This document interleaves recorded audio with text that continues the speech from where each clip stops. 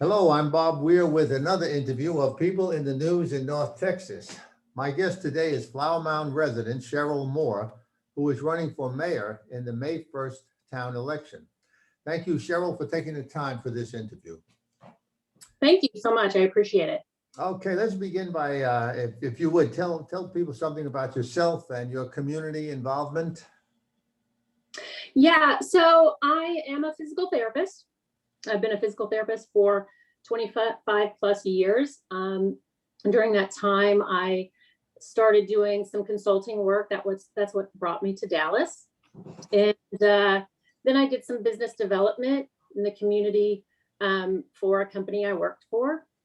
And then I learned how to build a business when I was with that company. And then I worked as a regional director of operations, and that's where I learned more of the financials and how to manage that.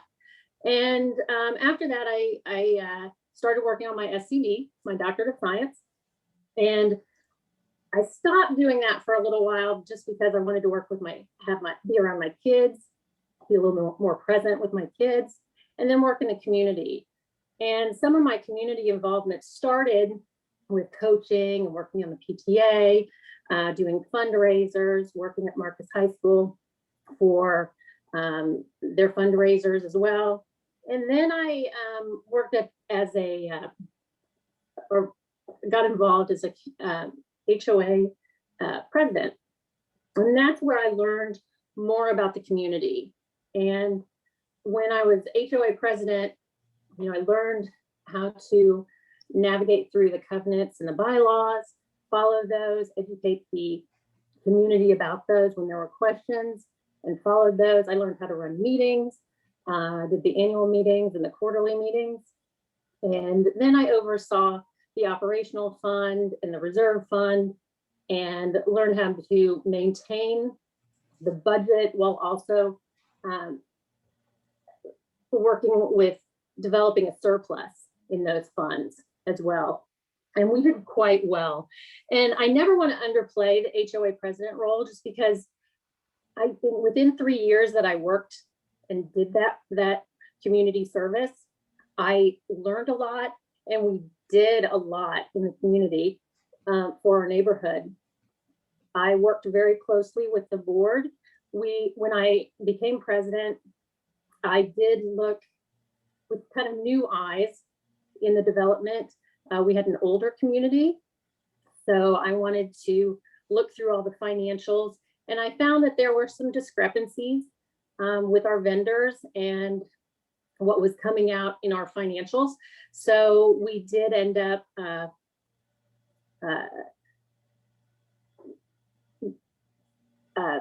severing the ties with our management company. And I had to navigate through that very carefully so that there were no legal ramifications. Because I have to remember, when I'm dealing with the community money, I have to make sure that it's managed in a way that is safe for the community. And so we bypassed a lot of legal ramifications that could have happened with changing management companies for our community. Evidently, you've been busy. That's good. Very busy. But then also with that, I just want to move on. Also with that, in those 3 years, I worked on building the sidewalks, improving the landscaping of the community. Our community is beautiful, but it got me involved with the city and learning how to function, how that city functions.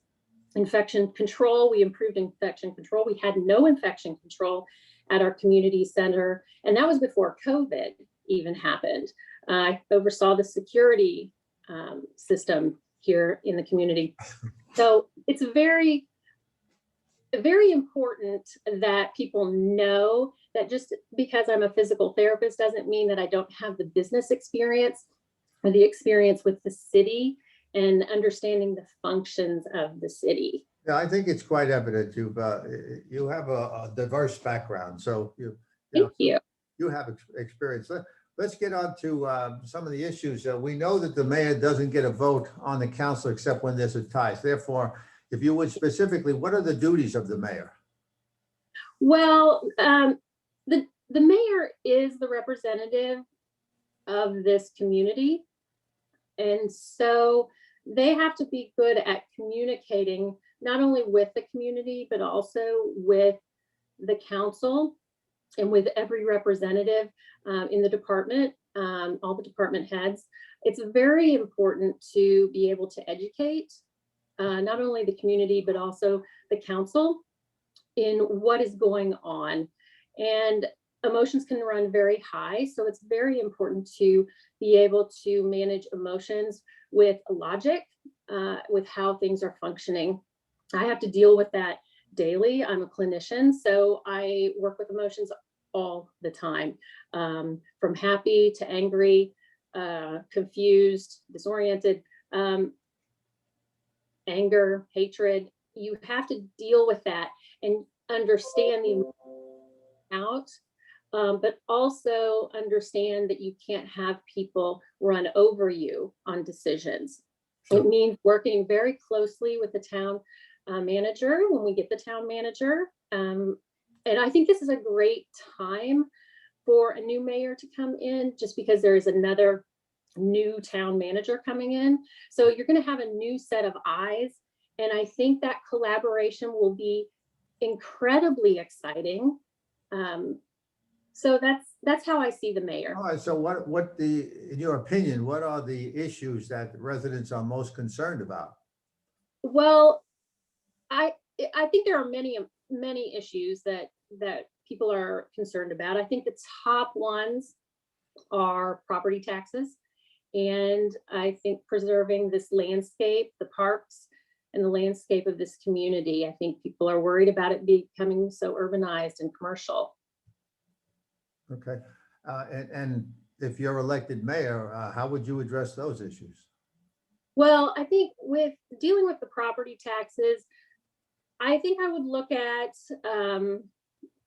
just the general revenue streams that are coming in. Where else can we take money and use that for the city rather than taxing individuals? I don't believe that our residents should be penalized for being a resident here, but I think there's different avenues that we can look at. And I think also bringing big businesses to the city. That doesn't mean growth necessarily on our borders, but it does mean that we can look at developing very good, solid businesses to help our funding here. All right, well, And then, then let me get to the second Sure. sorry.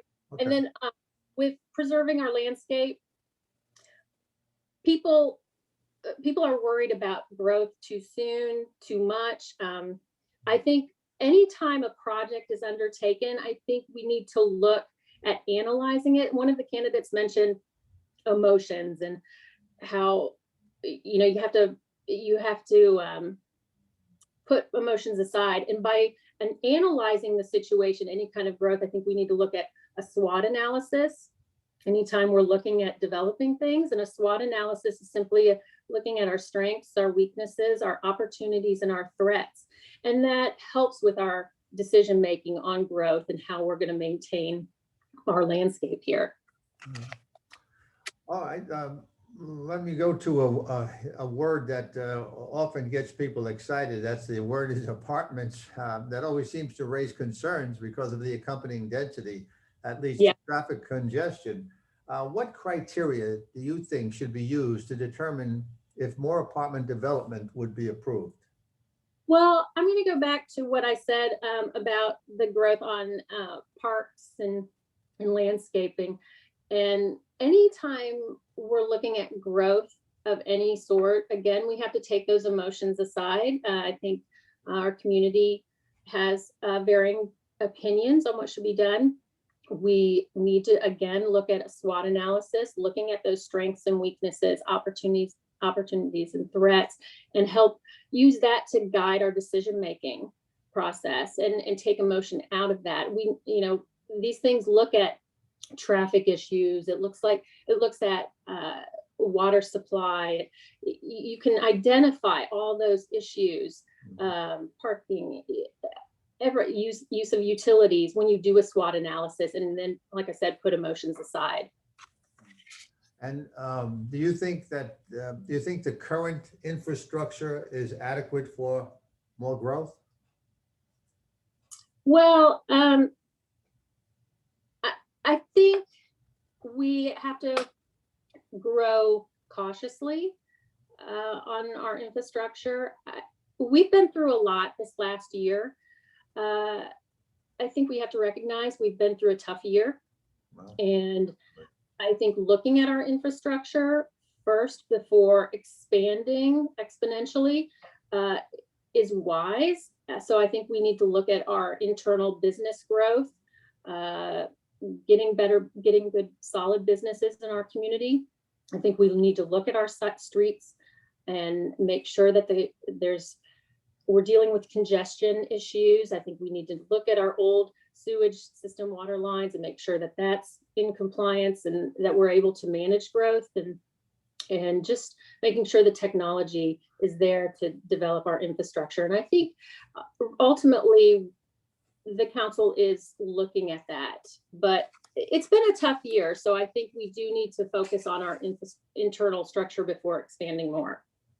All right, let's move on to the master plan. And do you believe that the town's master plan is inviolate? Do you think, under what conditions do you think it would be changed or should be changed? I think it's safe from violation. It's like a policy and procedure almost. If you have a policy and procedure, it's meant to be revised. It's just a guiding point. It's not set in stone. So it's something that has to be reviewed quite often to make sure that we're staying within the vision of what that master plan is. It's been a long master plan, and it's been revised many, many times with amendments to it. And I think if we continue to do that, I think, yes, it's safe from violation. And I think we need to look at the infrastructure. And that's the main thing I feel with the master plan, is just focusing in on that infrastructure this next year or so and developing that. And I believe in the growth that the master plan has, but again, going very cautiously. There's a book by Stephen Kaplan. It says, it's called Be the Elephant. And it really talks about growing safely and not growing big, but not growing too big too fast. And it's a very good book. I loved it. Okay, let me go on to how about, do you believe Flower Mound is in good financial shape? Yes, definitely. We manage with a balanced budget, and we maintain a surplus. We typically run at a 20 to 30% surplus in our funds, in our reserve funds, which is good. And that's what when I was HOA president, I like to keep our reserve fund available. So when we have emergencies, you have that to fall back on. That's very important, right? It really is. And I think you really have to learn how to understand the funds and how that operates. But we did get a AAA rating, which is really good. We've had that AAA rating since like 2014. And so with that AAA rating, we have the benefits of getting more funding for our community because we save on our debt. Our interest rate on our debt payback is much lower. So we save an incredible amount of money for the city. So having that AAA rating just helps us and shows that we are financially stable, because you don't get that rating unless you are. Exactly, I agree. Yeah, Mhm. that makes a big difference. Yeah. By the way, what is the approximate size of the town budget? It's like 184 million and some change. Okay, yeah. A little bit. All right. Well, Cheryl, we're coming to a close. Is there anything you'd like to add before we close the interview? Well, I think we have 5 candidates, and I think we need to choose wisely on our candidates. I think we need somebody who doesn't have just a lot of experience in one thing, but experience in multiple things that has some diversity, that can bring new eyes to this. And again, work with people, educate, have an emotional tie with people. And I think that the mayor also needs to bring a level of caring, and there's no ulterior with my intentions. It's not an ulterior motive. I don't have a business to run here. I just have a community that I love. And I think, yeah, I think it's important for the mayor to be approachable. Yeah. You know, and because the people want to feel that they're close to the people who run the town. You know, so that's important too. Having the social skills to make people feel comfortable with you. How about your what kind of campaigning are you doing? Well, I'm doing a lot of social media now, but I will be more present in the community. I'll be going to functions. I am going to do the Republican panel March 9th. Oh, yes, that's right. That's coming up Tuesday at Bridlewood. That's coming up. Right. Right now, the Democratic Party here does not have anything going on. I'll be in the park today. Yeah, the town races, there's no political designation for the town races. You're not a Democrat or Republican, so it really doesn't matter. But the Republican Party does the forum at Bridlewood each year, and I'll be doing the one at the town hall on April 8th. So, what about a webpage? Do you have a campaign webpage? Yes, I do. You can go to More for Mayor, and that's spelled MOORE for Mayor, number 4.org, moreformayor.org, or you can go to Facebook and you can look for me under Cheryl More for Mayor as well. All right. Well, that's great. I guess we've covered a lot of topics, and all I can say now is thank you, Cheryl, and good luck in the election. Thank you so much, Bob. I appreciate it. I'll be seeing you again soon. Bye. Thank you.